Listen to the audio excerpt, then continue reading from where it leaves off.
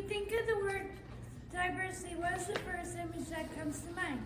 Maybe it's someone who's a different race or religion than you. Maybe it's someone's gender. But most of the time when we talk about diversity, we don't talk about disability.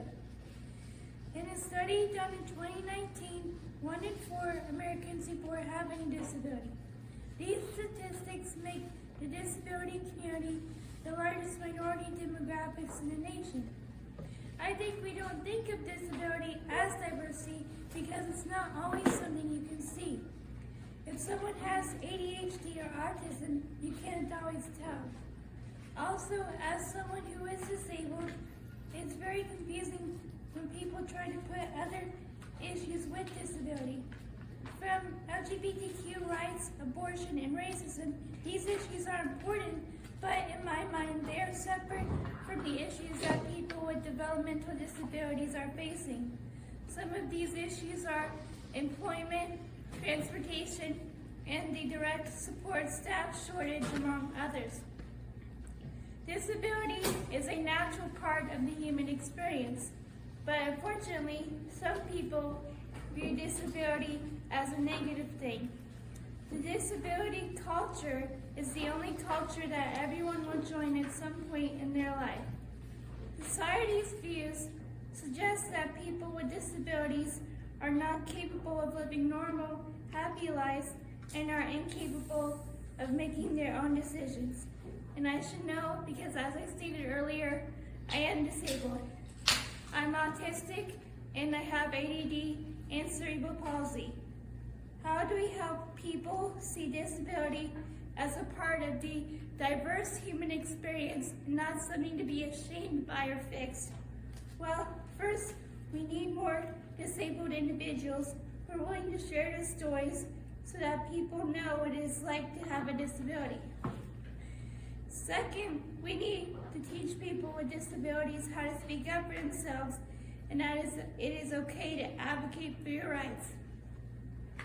Because of my autism, I find speaking up for myself extremely uncomfortable, which is ironic because my job is to be the community outreach advocate and help other people with disabilities speak up for themselves. What I've done is I will role play with my parents what I want to say. Like if I have a situation come up with staff where they're doing something that I don't like or that's making me uncomfortable, I'll tell my parents about it and then we'll kind of practice together what I want to say. That way I'm able to gather my thoughts together and say what I want to say more clearly. I feel like the more I've practiced, the better I get at it. Another thing that is important to remember is to presume competence. When I was around 16 or 17, I had a job interview at McDonald's. I walked down to the McDonald's since it was close to my parents' house. When I got there, I said my name and I was there for my job interview. Tracy, my job coach, was with me, and when the interview was over, I had to step out. The manager asked Tracy, how old is she mentally?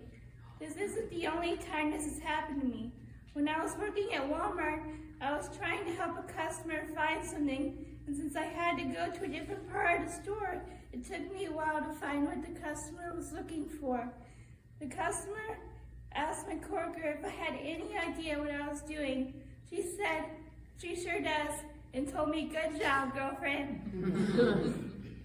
I didn't find out why she said this until after the fact. People treat me like I'm the R word sometimes, and I feel just because it takes me longer to process information and just because I need help with decision-making skills doesn't mean I'm not smart or that I'm incompetent. So let the shameful walls of exclusion finally come tumbling down. Let's give people choices and opportunities to prove what they can do. Let's give people help when they need it and stop treating disability as a negative. Instead, let's give people the opportunity to live the fullest life they can and to be accepted in their community. Thank you.